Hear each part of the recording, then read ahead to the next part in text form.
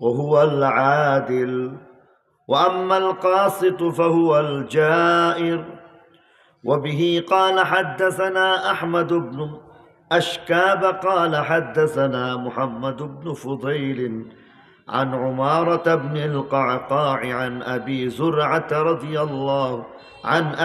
زرعة عن أبي هريرة رضي الله تعالى عنه أنه قال: قال النبي صلى الله عليه وسلم: كلمتان حبيبتان إلى الرحمن خفيفتان على اللسان ثقيلتان في الميزان سبحان الله وبحمده سبحان الله العظيم.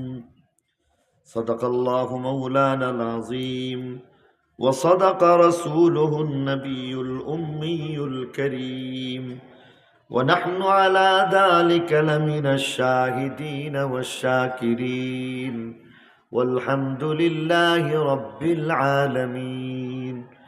اللهم صل على محمد وعلى آل محمد كما صليت على إبراهيم وعلى آل إبراهيم إنك حميد مجيد.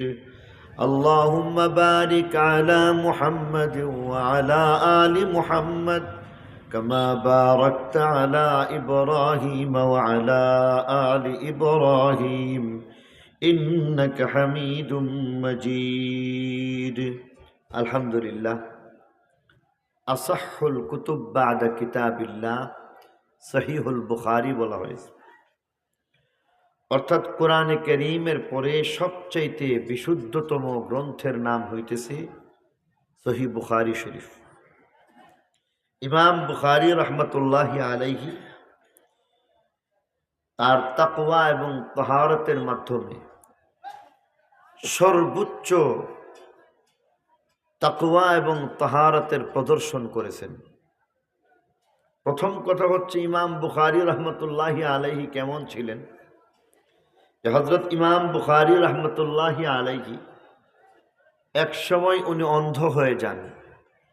যখন তিনি অন্ধ হয়ে যান, তখন মায়ের দোয়ার বদৌলতে আবার আল্লাহ তাআলা ওনাকে চক্ষু ফিরিয়ে দিয়েছেন। ইমাম বুখারী রাহমাতুল্লাহি আলাইহি সেই থেকে হাদিস সংগ্রহ করা, অর্থাৎ হাদিস পড়া সংগ্রহ